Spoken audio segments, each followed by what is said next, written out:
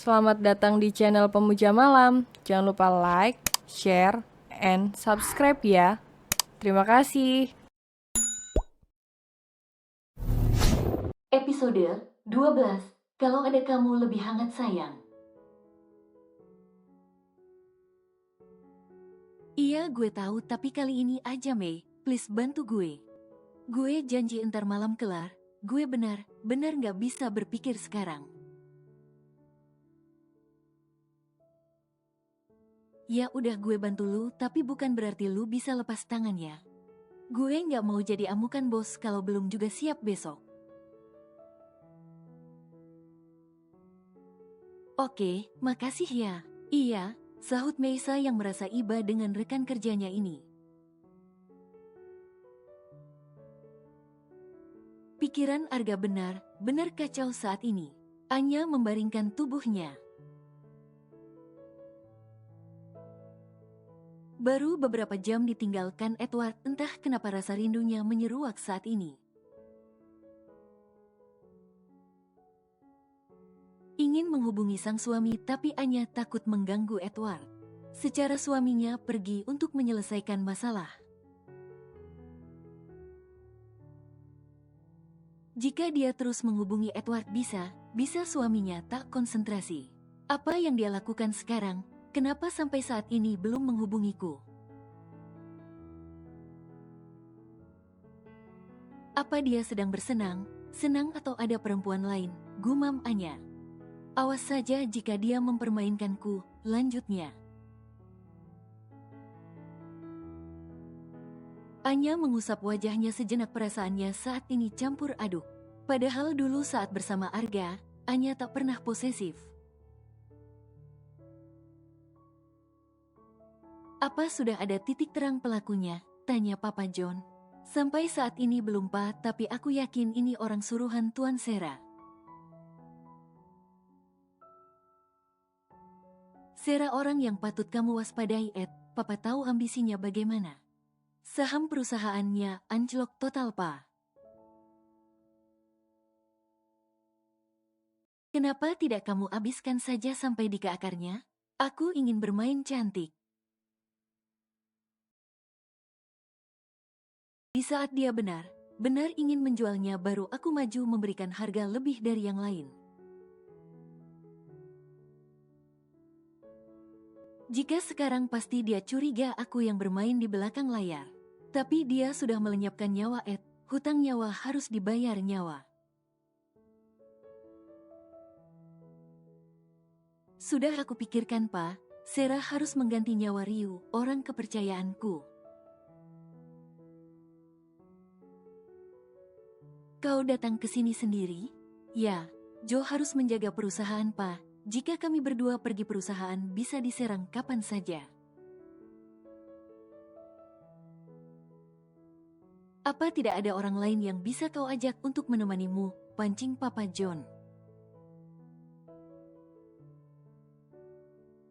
Maksud Papa, kau meremehkan papamu, Ed. Apa aku terlihat terlalu bodoh di matamu?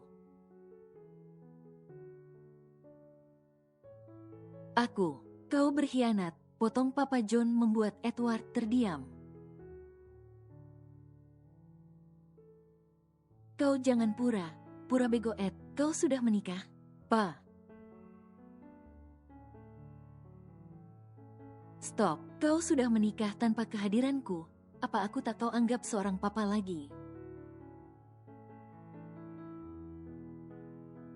Kali ini aku benar kecewa padamu, marah Papa John. Maafkan aku, Pa, tapi aku tidak mau mendengar penjelasanmu. Bawa dia untuk menemui Papa, potong Papa John. Oke, aku mengaku salah, tapi aku belum berani membawanya ke hadapan Papa. Kau benar membuat Papa marah, Ed. Apa Papa terlihat sangat menakutkan? Bukan begitu, Papa tidak ingin mendengar penjelasanmu. Bawa dia untuk bertemu Papa.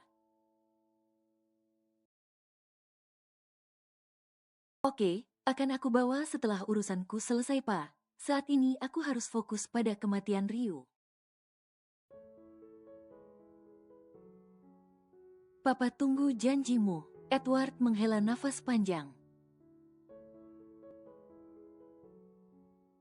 Bukan dia tidak mau membawa Anya, tapi situasinya tidak mendukung saat ini. Apalagi dia tahu kalau selama ini papanya tidak mendukungnya jika menikah.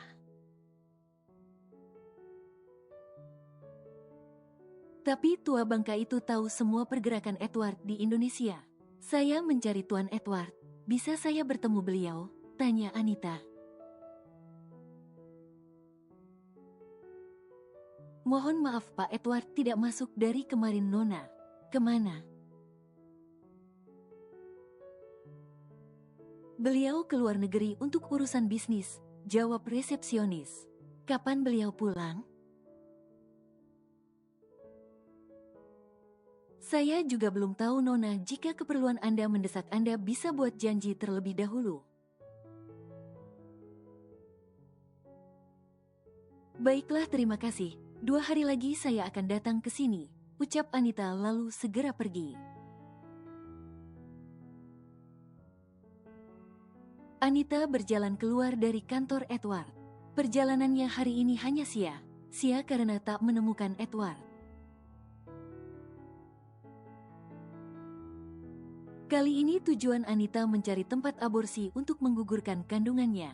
Kenapa matamu merah begitu, An? Tanya Biksum yang melihat Anya tak bersemangat keluar dari kamarnya. Mungkin hanya kurang tidur, Bik. Kenapa? Tidak apa-apa, semalam aku nonton drakor. Alasan Anya cepat sambil mengusap wajahnya. Semalam dia benar tidak bisa tidur karena menunggu telepon dari Edward. Tapi suaminya itu tak kunjung mengabarinya. Bik, aku ingin susu hangat dan salad buah, pinta Anya. Baiklah, kau bisa tunggu di depan, nanti akan Bibi antarkan. Langsung ke kamarku saja, Bi, sepertinya aku sedang tidak enak badan. Sahut Anya dan diangguki Biksum sambil tersenyum kecil. Kenapa Bibi senyum begitu? Tidak, Bibi hanya berharap dapat kabar baik setelah ini. Maksudnya, tanya Anya tak mengerti. Siapa tahu ada Edward Junior akan hadir di rumah ini. Jawab Biksum membuat Anya kaget dan tersenyum malu. Bagaimana bisa Biksum berpikir seperti itu? Batin Anya sambil berjalan ke arah kamarnya. Tidak bisa, Bu, ini klinik melahirkan bukan tempat aborsi, tolak seorang perawat. Saya akan bayar berapapun sus, ujar Anya. Maaf, kami tidak bisa menerima pasien yang ingin menggugurkan kandungan. Kecuali jika memang sudah kritis di dalam rahim Anda, bisa kami bantu. Jelasnya membuat Anita terdiam. Beberapa klinik yang dia datangi tidak ada yang mau membantu masalahnya saat ini. Anita ingin bebas tanpa anak di perutnya. Apa aku harus menabrakkan diriku biar dia mati? Pikir Anita. Tapi bagaimana jika aku ikut mati? Takutnya. Astaga, kenapa tidak ada yang bisa membantu masalahku? Anita berjalan keluar dari klinik tersebut. Tapi karena tergesa dia tak melihat kiri kanan hingga tertabrak mobil yang melintas.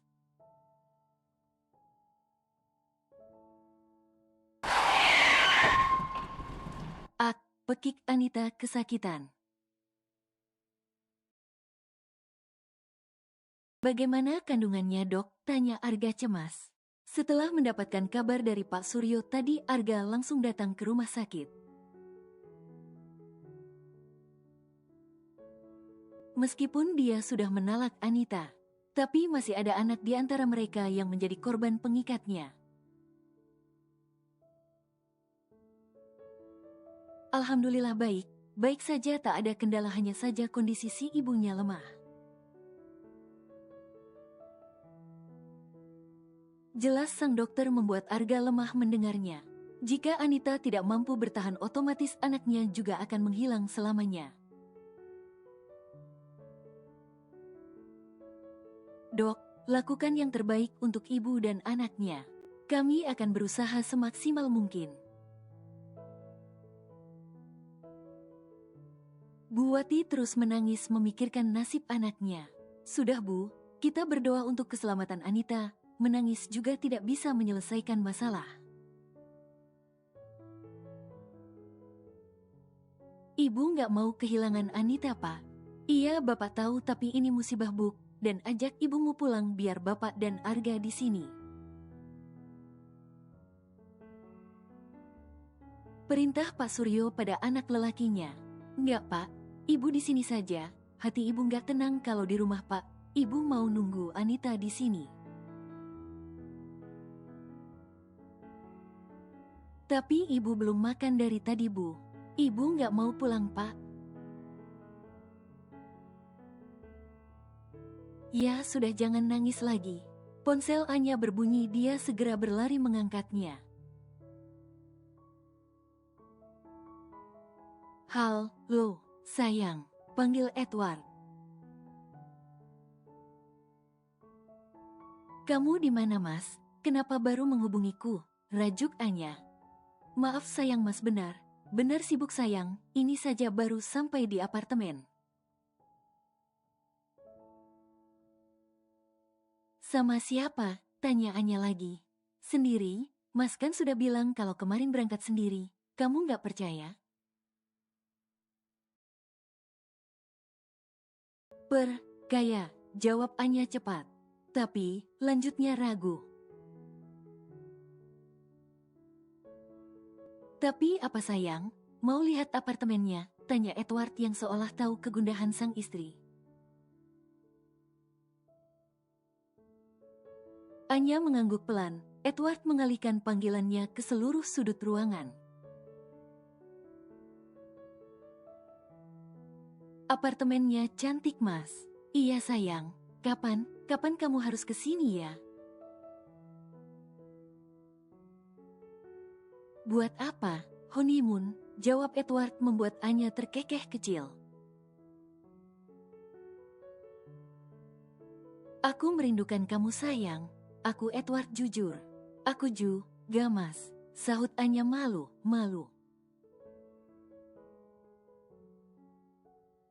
Pengen cepat pulang biar bisa peluk kamu, di sini dingin. Kan ada selimut, dipakai biar hangat. Kalau ada kamu lebih hangat sayang. Gombal, cebik Anya sambil tersenyum manis. Bagaimana pekerjaannya di sana? Lancar? Masih ada beberapa pekerjaan lagi sayang. Huf, Mas benar lelah. Andai kamu ada di sini, pasti lelahnya akan berkurang. Apa hubungannya? Kamu mood boosternya sayang. Kamu pintar menggombal ya. Sungguh, I love you. Ujar Edward membuat Anya mengalihkan pandangannya karena malu. Sayang, panggil Edward. Oh ya, berapa lama lagi kamu stay di sana, Mas? Kenapa? Kamu juga kangen? Bu, kan begitu. Aku ingin keluar, Mas, bosan di rumah terus. Kamu mau kemana? Apa boleh aku bertemu Menku, Mas? Tanya Anya pelan. Dia merindukan sahabatnya di restoran dulu. Lelaki. Perempuan, jawab Anya cepat membuat Edward lega. Tetap dalam pengawasan sayang.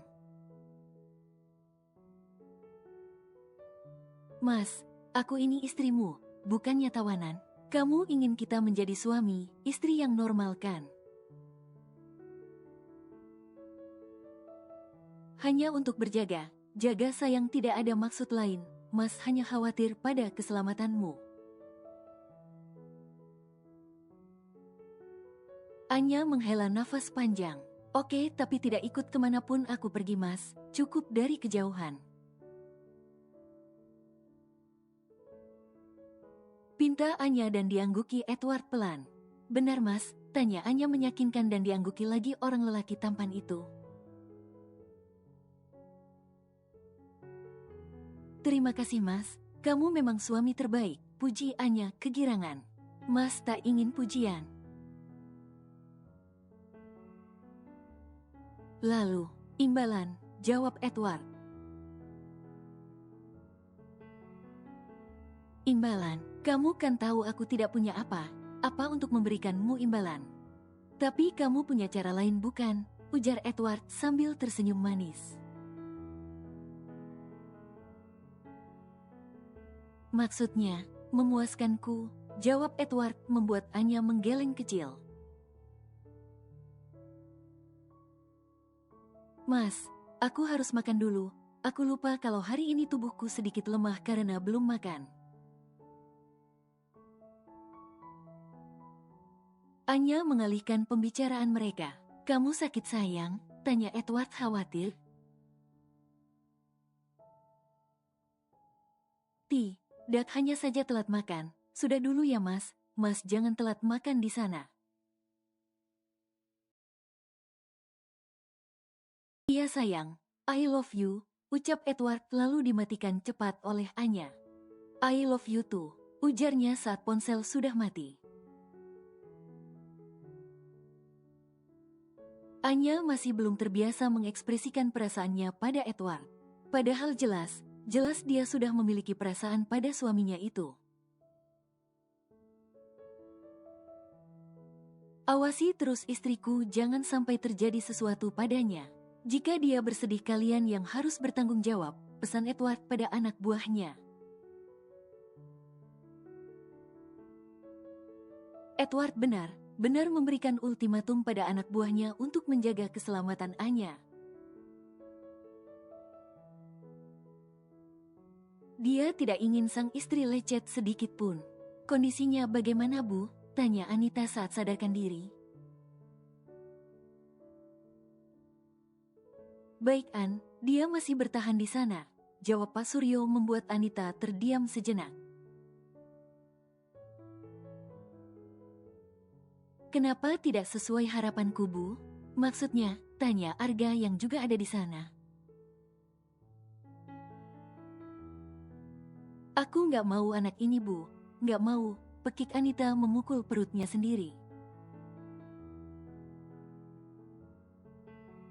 Nit, jangan gila kamu, cegah Arga menahan tangan Anita. Aku nggak mau ada dia, keluar. Binatang saja masih punya perasaan pada anaknya, Nita. Kamu manusia bukan iblis, marah Pak Suryo. Jika kamu tak menginginkannya, berikan padaku. Tapi aku mohon kamu lahirkan dia, pinta Arga membuat Anita menangis histeris. Hidupnya sekarang benar kacau. Anita tak bisa berpikir jernih saat ini. Lahirkan anak itu dan berikan padaku, ulang Arga. Anya bangkit dari tidurnya, perasaannya sangat bahagia. Karena sudah bisa berkomunikasi dengan Edward semalam.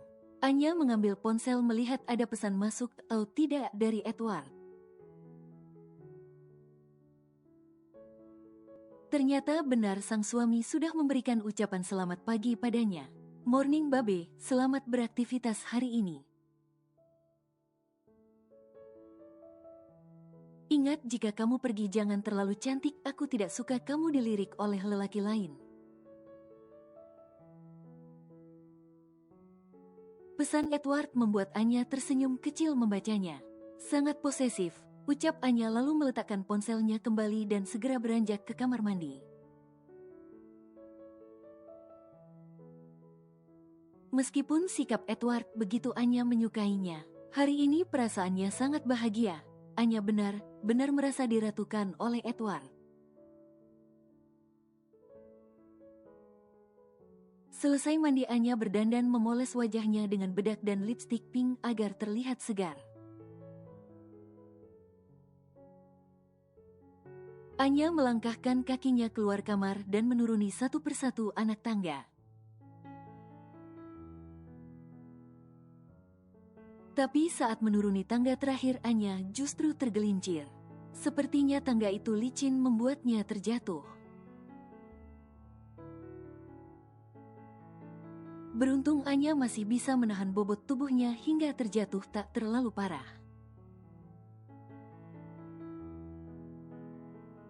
Tapi cukup membuat Anya kesakitan. Pekik Anya membuat para penghuni rumah segera berdatangan. Anya, pekik Biksum segera berlari menghampiri Anya yang terduduk di lantai. Bik, kakiku sakit sekali, keluh Anya. Bagaimana ini? Ucap Biksum khawatir.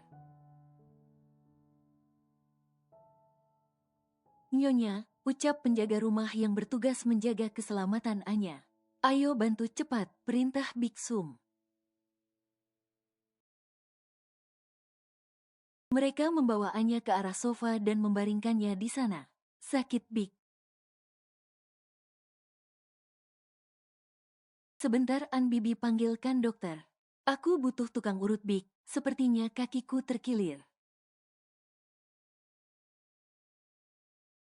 Pinta Anya membuat Biksum bingung. Dia tidak mengenal tukang urut satupun. Coba kamu cari tukang urut di luar cepat. Kaki Nyonya membengkak.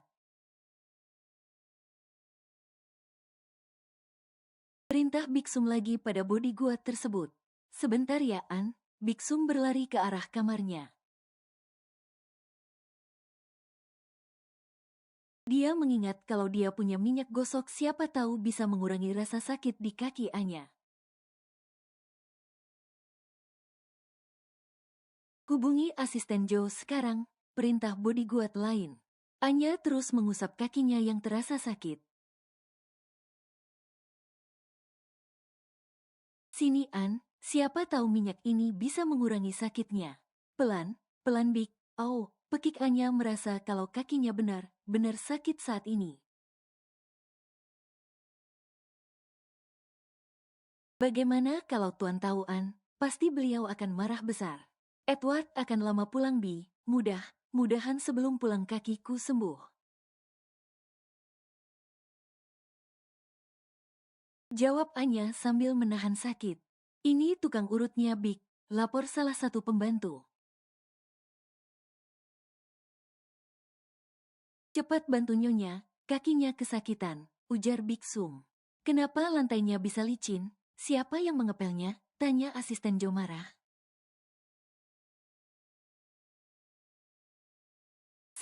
Ya Tuan, jawab Hilda ketakutan. Apa kamu sengaja ingin mencelakai Nyonya besar? Bentak asisten Joe.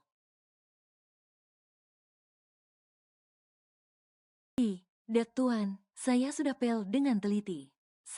Ya yakin tidak ada lagi air yang menggenang di anak tangga. Saya benar tidak tahu tuh, An, jelas Hilda gugup. Bagaimana mungkin ini bisa terjadi kalau bukan unsur kesengajaan? Kamu jangan main Hilda. Saya bisa sekap kamu di ruang bawah tanah sekarang juga, bentak asisten Joe membuat Anya terkejut. Asisten Joe ini bukan salah Hilda, mungkin aku yang tidak melihat jalannya tadi. Bela Anya, dia tidak mau orang lain tersiksa hanya karena kecerobohannya sendiri. Nyonya, jika Tuan Edward tahu, kami semua bisa dijadikan sasaran kemarahannya hanya karena kelalaian pembantu ini. Tunjuk asisten Joe marah. Jangan ada yang melapor pada Tuan Edward. Nanti aku yang akan jelaskan sendiri pada suamiku. Percayalah ini hanya ketidaksengajaan saja. Ujar Anya lagi berusaha menyelamatkan Hilda sang pembantu. Bagaimana mungkin Nyonya, Tuan Edward punya 1000 mata untuk melihat kejadian ini. Jelas asisten Joe membuat Anya benar tidak mengerti. Suaminya bukan orang sembarangan yang bisa ditipu.